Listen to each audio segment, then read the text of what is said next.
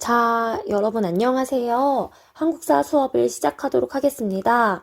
자, 오늘 배울 내용은 고려의 통치체제인데요. 교과서는 36페이지부터 39페이지까지의 내용입니다. 그래서 여러분들이 교과서를 한번 읽어보시고 수업 영상을 들으면 아마 좀 더 이해하기가 쉬울 것 같아요. 일단 선생님이 앞에 좀 짧게 개괄로 좀 간단하게 설명을 하고 그 다음에 학습지 내용을 같이 보도록 하겠습니다. 자, 먼저 우리가 고려의 통치체제라고 해서 이제 고려 건국부터 고려 전기의 어떤 통치체제가 어떻게 확립이 되는지 그리고 그 내용이 어떠한지에 대해서 배우도록 할 거예요. 그래서 우리가 지난 시간에 신라 하대의 왕권이 약화되고 그러면서 이제 지방의 호족 세력들이 이렇게 발전을 하게 되면서 이제 그들이 이렇게 호족 세력이 이제 막 등장하고 이들의 세력이 강해지면서 중앙의 지배에서 벗어난 이 지방 세력들이 후백제랑 후고구려를 건국을 해서 후삼국 시대가 등장을 했다라고 우리가 배웠죠. 이 후고구려의 이 궁예가 너무 극단적인 왕권 강화 정책으로 주변에 신하들을 숙청을 하고 막 이러는 이제 사건들이 생기면서 송악 출신의 호족이었던 왕건이 궁예를 몰아내고 왕건이 국호를 고려로 변경을 하고 수도는 송악으로 다시 천도를 하면서 고려를 건국하게 되고 그 다음에 신라의 항복을 받고 후백제를 멸망을 시키면서 결국 삼국을 통일을 하게 됩니다. 삼국을 통일을 하고 나서 이제 국가 기틀을 확립을 하게 되는데요. 먼저 태조, 왕건 같은 경우는 호족의 세력을 좀 포용을 하려고 했어요. 그래서 호족을 포용하는 정책으로 혼인 정책이라든지 아니면 성씨를 주는 사성 정책 같은 것을 사용을 하기도 했고요. 플러스 호족을 견제하기 위해서 사심관 제도와 기인 제도를 또 마련을 해서 호족을 적절하게 포용하면서 견제하는 정책을 사용을 했다라고 보시면 되겠습니다. 사심관 같은 경우는 이제 중앙에 고위관직을 했었던 이 지방 세력을 그 지역의 사심관으로 임명을 해서 어느 정도 통제를 하게 한 거고요. 기인제도 같은 경우는 지방의 호족 자제를 중앙으로 이제 불러들여서 좀 이렇게 중앙 관청에서 좀 일을 하게 하면서 어느 정도 이제 인질로 잡게 한 거죠. 뭐 이런 태조가 호족의 포용 정책을 했다. 그리고 이제 민생을 안정시키기 위해서 세금을 감면하기도 하고 또한 빈민들을 위한 기관인 흑창을 마련을 하기도 했고요. 그리고 불교도 중요하게 생각을 했고 그 다음에 북진을 중요하게 생각을 했고 그 다음에 훈요 10조를 남겼다. 뭐 이런 것들 기억하시면 되겠고요. 그 다음에 광종 같은 경우는 왕권 강화를 위해서 귀족의 이제 호족 세력들 이런 공신이나 호족을 숙청하고 그 다음에 관리를 위해서 과거제도도 하고 그리고 이런 공신이나 호족들의 세력을 좀 약화시키기 위해서 노비, 안건법도 하고 뭐 등등등 이런 것들을 했는데 자세한 내용은 여러분들 프린트 보시면 되니까 그 부분 좀 보시면 좋겠고요. 그리고 뭐 황제를 칭하고 그리고 연호도 사용하고 공복도 제정하고 이런 것들을 했다. 그럼 세 번째 성종 때 유교 중심의 통치 체제를 이제 좀 어느 정도 정립을 했는데 이게 최승로의 시무 28조로 알 수가 우리가 있죠. 그리고 정치 체제 같은 걸 좀 많이 정비를 했는데 이성육부라든지 그리고 지방관도 파견을 하고 그리고 또 교육기관인 국자감 뭐 이런 것들을 만들었다. 이 정도 아시면 되겠습니다. 그래서 이제 성종 때는 유교 중심의 통치 체제를 어느 정도 확립을 했다. 이렇게 보시면 되겠고요. 중앙 통치 체제 우리가 아까 얘기했던 이성, 육부 체제. 그래서 이성 같은 경우는 중서문화성과 상서성, 육부는 여러분들 이호의 병형공 같은 이제 그런 육부, 이거는 실무를 담당을 하는 그러한 관청이었다. 이렇게 보시면 되겠고요. 플러스 독자적인 기관인 도병마사, 식목도감 이런 것들도 있었고요. 그 다음에 왕권을 좀 어느 정도 제한하기 위한 대간 이런 제도 같은 것들도 있었다. 이렇게 보시면 되겠습니다. 자, 지방행정 조직은 우리가 5도 양계다 이렇게 얘기를 하는데요. 5도 같은 경우는 행정 중심에, 양계 같은 경우는 군사 중심에. 그래서 우리가 이거를 이원적이다 라고도 얘기를 합니다. 그래서 보시면은 여러분 지도에 나와 있는데 국경지역의 양계를 두고요. 그다음 밑에 5도를 둡니다. 여기서 또 하나로 볼 수 있는 것은 이 5도 같은 경우가 또 두 가지로 나뉘어요. 군현과 특수행정구역. 그래서 특수행정구역은 향, 소, 부곡 이러한 건데 아주 군현보다는 조금 더 좀 부담이 컸다. 군현 같은 경우는 주현과 속현으로 나뉘는데 이 둘의 차이는 지방관이 여기는 있고 여기는 없고. 그래서 처음에는 좀 속현이 많았는데 점점점 지방관을 파견하면서 주현의 수가 많아집니다. 이 정도 보시면 되겠고요. 그 다음에 교육제도랑 관리선발제도 간단하게 보면 교육제도 같은 경우는 과거랑 음서제도가 있는데요. 음서는 과거는 이제 시험 보는 거. 음서는 시험이 없이 5품 이상의 고위 관리의 자제가 시험 없이 관직에 나갈 수 있는 걸 음서라고 하는데 보통은 이제 음서로 나가도 나중에 또 과거를 봤다고 해요. 이렇게 보시면 되겠습니다. 교육제도 같은 경우는 아까 얘기했다시피 뭐 국자감 그리고 지방에는 이게 관리선발제도죠. 교육제도 같은 경우는 국자감이랑 향교 이 정도로 보시면 될 것 같아요. 자, 그래서 여기까지 좀 보시고 그 다음에 프린트 부분 같이 보도록 하겠습니다. 자, 이제 학습지를 보도록 할게요. 자, 학습지 아까 좀 개괄적인 내용은 거의 다 설명했으니까 간단하게 가도록 할게요. 일단은 국호를 고려라고 정한 것은 고구려 계승의식과 관련이 있다. 그 다음에 왕건의 세력 근거지인 송악으로 천도를 했다. 보시면 되겠고요. 고려를 건국하고 이때 발해가 멸망하죠. 발해의 유민을 포용하고 그 다음에 신라가 항복을 합니다. 신라 같은 경우는 거의 언제 망해도 이상하지 않을 정도로 국력이 쇠했었죠. 근데 이제 고려는 신라에게는 조금 비교적 그래도 좀 온건하게 대합니다. 그래서 신라가 투항을 하고요. 그 다음에 후백제를 정벌을 하게 되죠. 그러면서 후삼국을 통일을 하고 그리고 국내의 그 다양한 지방 세력들을 좀 포섭을 하는데 중심을 뒀었고 중국이 당시에 이제 당이 멸망하고 5대 10국 시기였다고 볼 수 있습니다. 그래서 중국의 5대랑 교류하면서 국외적으로도 어느 정도 조금 안전하게 이렇게 해놓고 했다 이렇게 보시면 되겠고요.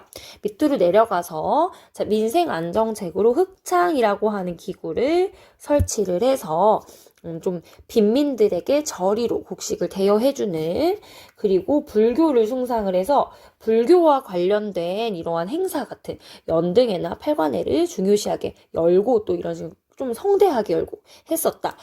호족통합정책은 선생님이 아까 했죠. 혼인정책 그리고 사성정책. 그래서 조금 더 세력이 큰 이러한 호족들은 왕건이 그 딸을 부인으로 맞이하고 그렇지 않은 다른 이제 호족들한테는 왕씨성을 하사함으로써 가족으로 대우를 하는 거죠. 견제정책은 사심관과 기인제도. 밑에 아주 설명이 잘 나와 있어요. 한 번씩 읽어보시면 되겠습니다. 중앙의 고위관측에 진출한 지방 세력, 얘는 여기 기인제도는 지방 호족의 자제를 올라오게 하는 거 이렇게 보시면 되겠고요. 기인제도는 우리 상수리제도 배웠죠? 그거랑 유사하다. 자, 그 다음에 여기는 북진정책인데요. 원래 이 평양이 고구려의 수도였었죠. 이곳을 제2의 수도인 서경으로 삼아서 아주 중요하게 생각을 했다. 이렇게 보시면 되겠고요. 그리고 아무래도 고구려의 뒤를 이었던 발해랑은 당연히 가깝겠죠. 우리가 아까 봤다시피 발해의 유민을 또 받아들여 주기도 했었고, 그쵸? 포용하기도 했었고, 그래서 거란과는 상당히 적대시 했었다. 이렇게 보시면 되겠고, 자, 그 다음에, 훈유 10조. 그래서 이 후대의 왕에게 이것만큼은 꼭 기억해라 라고 하는 이 가르침을 남기게 되는데 이거를 훈유 10조라고 합니다. 그래서 보시면 부처의 도움을 받아야 한다. 이걸 통해 알 수 있는 거, 불교를 중요하게 생각했다라는 거 알 수 있고요. 또 반드시 갖게 할 필요는 없다. 그리고 거라는 삼가 본받지 마라 라고 나와 있는 것들을 통해서 알 수 있는 거. 중국과 반드시 갖게 할 필요는 없다. 좀 자주적이라는 것을 알 수 있고요. 플러스 반, 거란. 거란이나 이런 유목민족과는 사이가 좋지 않겠구나 라고 우리가 예상을 할 수가 있죠. 자, 그 다음에 세 번째, 서경은 엄청 좋은 땅이다 라고 얘기를 하고 있죠. 서경의 왕이 거의 1년에 3분의 1을 가 있으라고 하는 거나 마찬가지야. 이렇게 하는 이유는 서경을 중시하는 건데요. 왜 중시할까요? 북진이죠.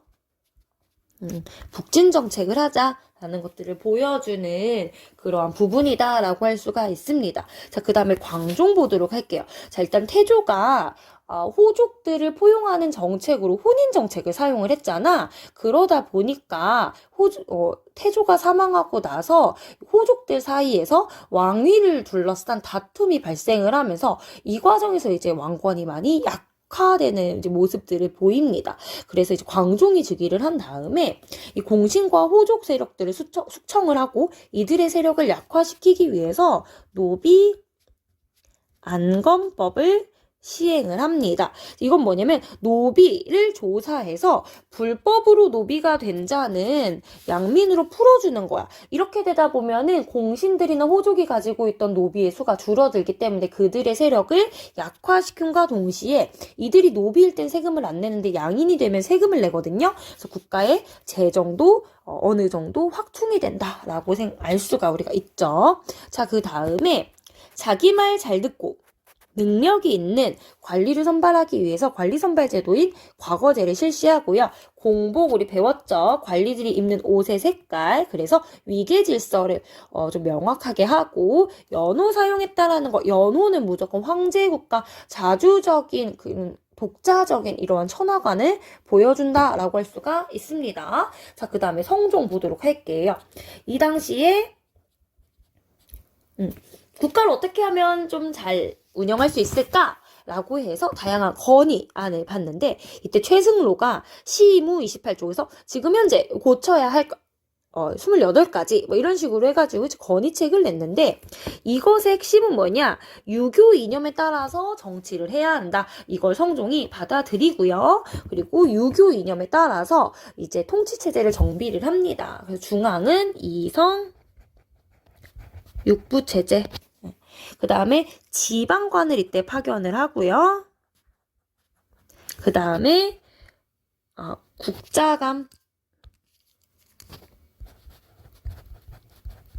국자감이라고 하는 교육기관도 정비를 합니다. 자, 이 내용은요, 뒤에도 자세하게 나와 있기 때문에 뒤를 보는 게 좋아요. 자, 먼저 중앙통치체제를 보도록 하겠습니다. 자, 이성육부 체제. 자, 보시면 우리 당해 삼성육부 우리 발해할 때도 배웠죠? 이것을 이성육부로 좀 어느 정도 통폐합해서 좀 독자적으로 운영을 합니다. 그래서 원래는 당은요, 중서성, 문화성이 따로 있었는데 둘을 합쳤어요. 그래서 여기 중서문화성, 그 다음에 상서성. 그래서 중서문화성 같은 경우는 여기는 국가의 중요한 어떤 정책을 의논하고 결정하는 그런 국가의 어떤 중요한 일들을 하는 그러한 기관이라고 보시면 되겠고요. 여기가 실제로 정책을 시행하는 그러한 일을 담당하는 관청이다. 그리고 육부를 관할하는, 요게 바로 육부죠. 육부. 이렇게 보시면 되겠고요. 그 다음에 이 도병마사랑 식목도감은요, 삼성육부 제도에 넘는 독자적인 기구입니다. 그래서 쓸게요. 도병마사, 식목도감. 그래서 도병마사 같은 경우는 국방과 관련된 거, 식목도감은 법제 제정과 관련된 거. 그래서 국방이라든지 어떤 국가 운영과 관련해서는 이런 것들을 좀 즉각적으로 효율적으로 좀 의논할 수 있도록 이런 회의 기구들을 마련을 했다라고 보시면 되겠고요. 그리고 이 회의 기구는요, 재신과 추밀이 모여서 하는데 재신 여기, 추밀 여기. 그래서 둘 다 고위관직이에요. 보시면 되겠고, 중추원 같은 경우는 여러분들 약간 이제 국가의 기밀이나 군사 사무 같은 것들을 이제 담당을 하는 관청이야. 그래서 요 관청과 요 관청이 상당히 중요하고 국가의 중요한 일들을 다루는데 이들의 재신과 추밀이 여기서 회의를 한다. 이렇게 보시면 되겠죠. 자, 그 다음에 넘어가서 어사대의 관원과 어사대의 관원 여기 있죠? 그리고 중서문화성의 낭사, 이 둘을 합해서 뭐라고 하냐면 대간이라고 합니다. 대간.